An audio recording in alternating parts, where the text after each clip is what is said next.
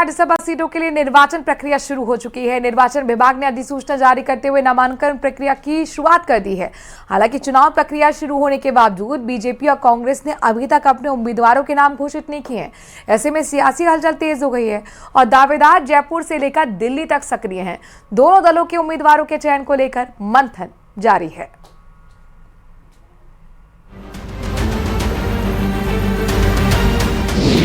राज्यसभा चुनाव की प्रक्रिया शुरू। भाजपा कांग्रेस ने नहीं खोले पत्ते। दिल्ली में उम्मीदवारों पर मंथन। प्रदेश की 3 राज्यसभा सीटों पर चुनाव की प्रक्रिया शुरू हो चुकी है। निर्वाचन आयोग के कार्यक्रम के अनुसार 8 जून तक उम्मीदवार नामांकन दाखिल कर सकेंगे।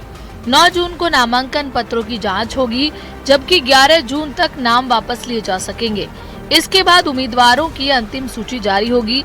यदि चुनाव निर्विरोध नहीं हुआ तो 18 जून को मतदान और उसी दिन मतगणना कर परिणाम घोषित किए जाएंगे। राज्यसभा चुनाव में सबसे ज्यादा चर्चा बीजेपी की रणनीति को लेकर है। विधानसभा में 118 विधायकों के साथ बीजेपी के पास 2 सीटें जीतने का साफ गणित है, जबकि कांग्रेस के 67 विधायक उसे 1 सीट पर मजबूत स्थिति में रखते हैं। मौजूदा संख्या बल के अनुसार 3 सीटों में 2 भाजपा और 1 कांग्रेस के खाते में जाती दिखाई दे रही है। हालांकि राजनीतिक गलियारों में चर्चा इस बात पर भी है कि क्या बीजेपी तीसरा उम्मीदवार उतारकर मुकाबले को रोचक बनाएगी। बीजेपी प्रदेश अध्यक्ष मदन राठौड़ ने संकेत दिए हैं कि पार्टी उचित वक्त पर उचित निर्णय लेगी। कांग्रेस भी क्या निर्णय करती है उस पर भी नजर रखे हुए हम, विपक्ष पर भी नजर है, देखते हैं क्या होता है। मैं सोचता हूं कि हम उम्मीदवार 3 उतारेंगे या 2 उतारेंगे, इस पर हम अभी विचार करेंगे। राज्यसभा के जीत के चुनावी गणित की बात करें तो कुल विधायक हैं 200, खाली सीटें हैं 3।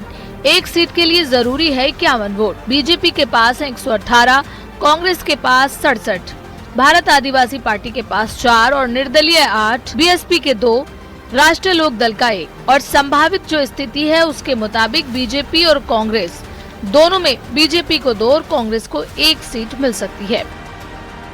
उम्मीदवार के चयन को लेकर बीजेपी का मंथन अंतिम दौर में है।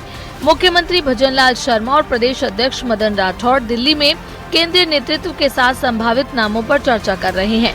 पार्टी सामाजिक और क्षेत्रीय संतुलन को ध्यान में रखते हुए उम्मीदवार तय करने की तैयारी में है। कयास लगाए जा रहे हैं कि अगले 1 या 2 दिन में बीजेपी अपने प्रत्याशियों की घोषणा कर सकती है। वहीं कांग्रेस ने संकेत दिए हैं कि वो केवल 1 उम्मीदवार मैदान में उतारेगी। पार्टी के पास 1 सीट जीतने के लिए पर्याप्त संख्या बल है। हालांकि कांग्रेस में भी उम्मीदवारों को लेकर चर्चाएं तेज हैं। जिन 3 सीटों पर चुनाव होना है उनमें कांग्रेस के नीरज डांगी और बीजेपी के रवनीत सिंह बिट्टू तथा राजेंद्र गहलोत का कार्यकाल पूरा हो रहा है। ऐसे में अब सभी की निगाहें बीजेपी और कांग्रेस के उम्मीदवारों की घोषणा पर टिकी हैं।